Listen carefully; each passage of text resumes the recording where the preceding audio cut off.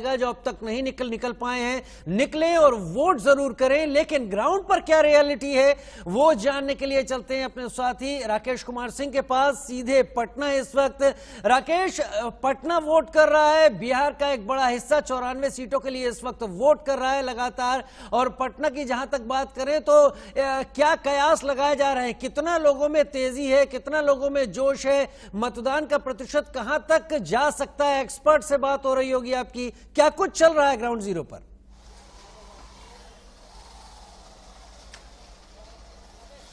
देखिए राजीव, जहां तक पटना की बात है, लगातार मतदान अभी भी चल रहा है। मेरे पीछे मतदान केंद्र है और यहां पर स्थिति यह है कि कई लोग हैं जो कि अब से कुछ देर पहले उन्होंने अपने मत का प्रयोग किया है। और सबसे महत्वपूर्ण बात ये कि पटना शुरू में थोड़ा सुस्त दिखा लेकिन बाद में चुस्त हुआ। हमारे साथ कुछ लोग हैं, ये बताइए कि आपने मत का प्रयोग किया, किन आधार पर आपने मत का प्रयोग किया? हाँ, मैं ब्रजेश कुमार सिंह बोल रहा हूँ। हाँ, नहीं, आप किस आधार पर वोट किया?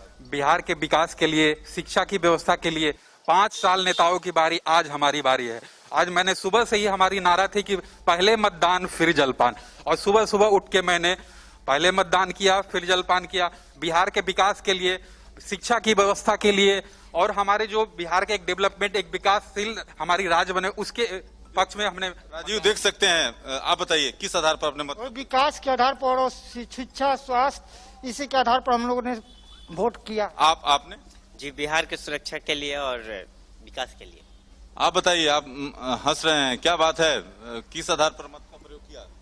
हम लोग तो ये बिहार के अतिथि वोट दिए हैं। अच्छा, आप बताइए किस चीज पर अपना मत का प्रयोग किया? शिक्षा और स्वास्थ्य के विकास होते हुए देखते हुए, इसी के कारण हम लोग वोट किए हैं। आप बताइए कि अपने मत का आपने प्रयोग किया, किस आधार पर अपने वोट दिया? नहीं, आधार मतलब थोड़ा डेवलपमेंट हो, उस हिसाब से जो करेगा उसी हिसाब से हम वोटिंग किए हैं। थोड़ा दिखाइए। देखिए राजीव, यहाँ पर देख सकते हैं, यहाँ की जनता है जो कि लगातार अपना मत देकर यहाँ से निकली है। और अभी भी कुछ लोग जो हैं धीरे धीरे अभी मतदान केंद्र पर पहुंच रहे हैं। जैसा कि आपको मालूम है 6 बजे तक मतदान का टाइम है, लेकिन इतना जरूर है कि जिस तरह से लोगों की सोच है उससे आप समझ सकते हैं कि आखिरकार ग्राउंड जीरो की क्या स्थिति है। आज आपने देखा कि नीतीश कुमार की रैली में वहां पर मैं करूंगा बात। राकेश, आप बने रहिए हमारे साथ, मैं उस पर बात आपसे भी जरूर करूंगा। बिहार विधानसभा चुनाव में तीसरे चरण के लिए धुआंधार प्रचार किया जा रहा है। मंगलवार को बिहार के मुख्यमंत्री नीतीश कुमार जब मधुबनी के हरलाखी विधानसभा क्षेत्र पहुंचे तो उन्हें विरोध का सामना करना पड़ा। जब नीतीश रैली को संबोधित कर रहे थे तब उन पर प्याज और पत्थर के टुकड़े फेंके गए। इस दौरान पत्थर फेंकने वाले शख्स ने लगातार नारेबाजी की और कहा कि शराब खुलेआम बिक रही है, तस्करी हो रही है, लेकिन आप कुछ नहीं कर पा रहे। इस बीच नीतीश कुमार के सुरक्षा कर्मियों ने उस शख्स को रोकने का प्रयास किया, लेकिन नीतीश कुमार कहते नजर आए कि फेंकने दो, जितना फेंकना है फेंकने दो। राकेश कुमार सिंह हमारे साथ जुड़े हुए हैं। और राकेश, जिस मुद्दे पर आप बात अभी करने के लिए आ रहे थे वही हम तस्वीरें, वही पूरी वानगी दिखा रहे हैं। पिछले कुछ दिनों में नीतीश की जनसभाओं में खास तौर पर इस तरह की स्थितियां पैदा हुई या की गई, इस पर हम कुछ अपनी तरफ से बात नहीं कह सकते, लेकिन तस्वीरें ऐसे निकल कर आई कि लोग विरोध करते दिखे, अब प्याज फेंक दिया, पत्थर फेंक दिया। और नीतीश ने भी कहा कि जिसको जो करना है उसको लगातार करने दो। कहते हैं तस्वीरें भी बहुत कुछ बोलती हैं, जहां वोट पड़ रहा है शायद ये तस्वीरें वहां भी जाकर बोल रही होंगी। क्या समझ में आ रहा है? आपकी बात हुई होगी तमाम राजनीतिज्ञों से इस घटनाक्रम को लेकर। देखिए राजीव, जहां तक बात है मधुबनी की घटना को लेकर, जेडीयू के कई नेताओं से मेरी बातचीत हुई। उनका साफ तौर पर कहना था कि यह पूरी तौर पर सुनियोजित तरीके से कराया गया है। पहले भी कई जगह नीतीश कुमार की रैली में पत्थर भले नहीं फेंके गए लेकिन नारेबाजी हुई थी। तो ये साफ तौर पर कहना है जेडीयू का कि ये पूरी तौर पर प्रायोजित और जो महागठबंधन खासतौर पर राजद पर सीधे तौर पर आरोप है। लेकिन सबसे महत्वपूर्ण बात यह है कि जो तेजस्वी, लगातार तेजस्वी से अगर आप सीधे प्रश्न करेंगे तो तेजस्वी का एक ही जवाब होता है कि यहाँ बेरोजगारी मुद्दा है। वो बेरोजगारी के मसले पर नीतीश कुमार को घेरना चाहते हैं। जब उनसे पूछा जाता है कि आखिरकार 15 साल जो कुशासन और 15 साल सुशासन का जो नारा दिया जाता है उस पर उनका कहना कि यह मुद्दा नहीं है, बेरोजगारी का मुद्दा है। तो साफ तौर पर समझ सकते हैं कि किस तरह से जो बिहार की जो आज दूसरे चरण का मतदान चल रहा है, तीसरे चरण के 7 तारीख को मतदान होगा, तो पूरी तौर पर एक नैरेटिव सेट करने की राजद की ओर से कोशिश की गई है और खासकर तेजस्वी अपने मुद्दे पर लगातार अडिग हैं। तो ये सबसे महत्वपूर्ण बात है। जहां तक जेडीयू की बात है, जेडीयू लगातार ये कह रही है कि 15 साल में उन्होंने काफी विकास किया, लेकिन अब जनता पर आपको विश्वास करना होगा। क्या नीतीश कुमार या जेडीयू या बीजेपी जिस तरह से अपनी बात को रख रही है, क्या जनता उस पर इतबार करती है या नहीं? और सबसे महत्वपूर्ण बात यह कि लगातार चाहे प्रधानमंत्री हो, चाहे बिहार के मुख्यमंत्री नीतीश कुमार, 15 साल जो लालू प्रसाद यादव और राबड़ी देवी की जो यहाँ पर सत्ता रही है, उसको लेकर सवाल खड़े किए जाते हैं कि यहाँ पर आप डॉक्टरों की स्थिति देख चुके हैं, किस तरह से रंगदारी टैक्स लिया जाता था, किस तरह से अपहरण एक उद्योग, रंगदारी और रंगबाजी को लेकर प्रधानमंत्री ने कहीं तंज कसा था। उन 15 सालों की बात जिसे जंगल राज कहा जाता है एनडीए की तरफ से। राकेश बने रहिए आप हमारे साथ, और हम बात बिहार चुनाव की कर रहे हैं, जहां पर अब जब दूसरे चरण का मतदान हो रहा है तो तीसरे चरण के लिए प्रधानमंत्री ने सबसे पहले आज अररिया में रैली की, जहां उन्होंने डबल युवराज को निशाने पर लिया।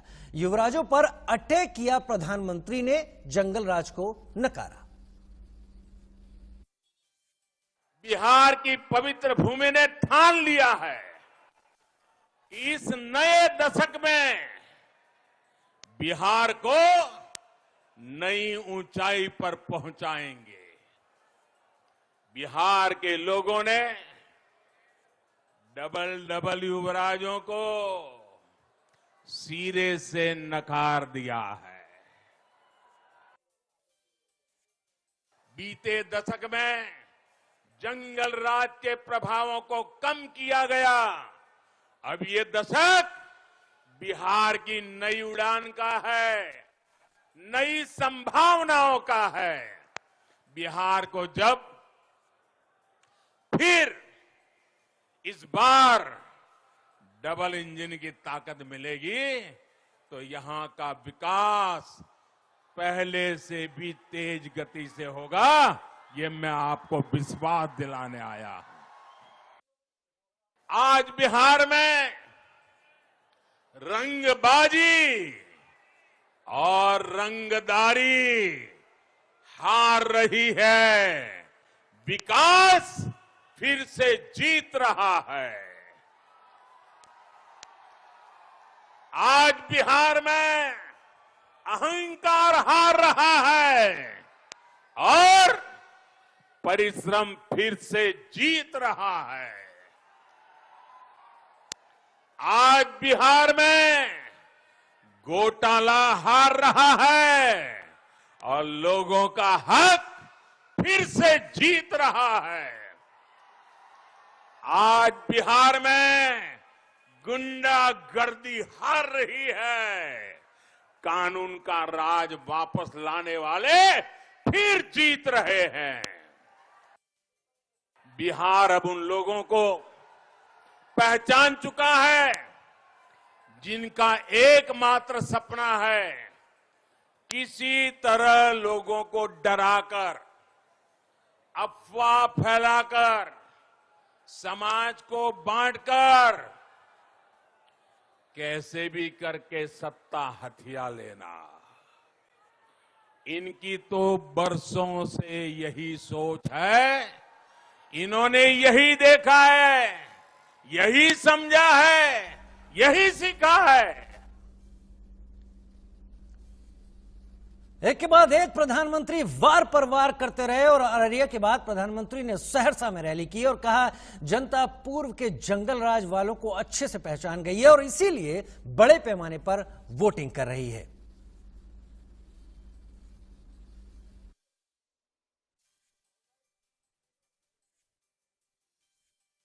बनता है बिहार का सामर्थ्य,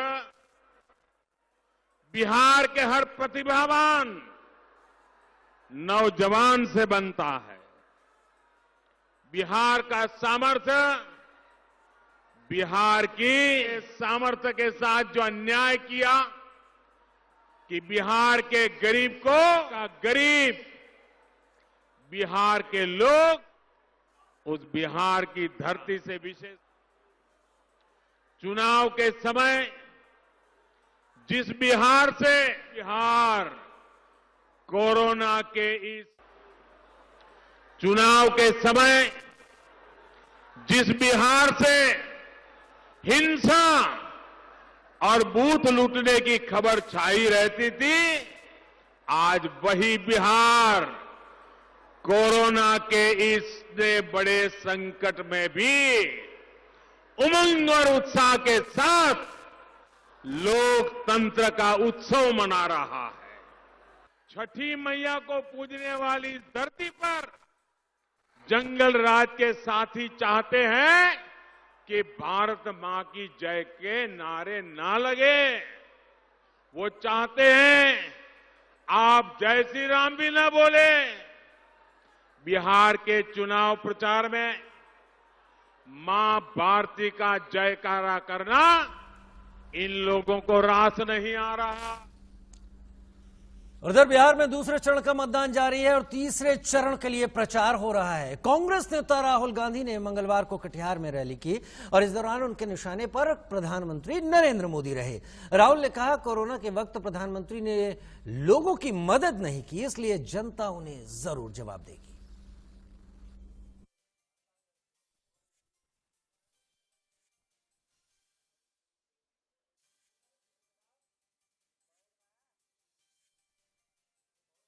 कांग्रेस पार्टी ने स्वयं, हम सरकार में नहीं है, कांग्रेस पार्टी ने स्वयं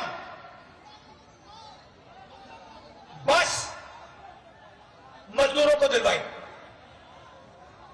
हम लाखों लोगों को नहीं दे पाए, सरकार में नहीं है, मगर जिनकी मदद हम कर पाए हमने की। नरेंद्र मोदी जी ने ट्रेनें बंद कर दी, बस बंद कर दी।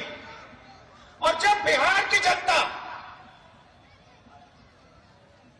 बिहार के गरीब मजदूर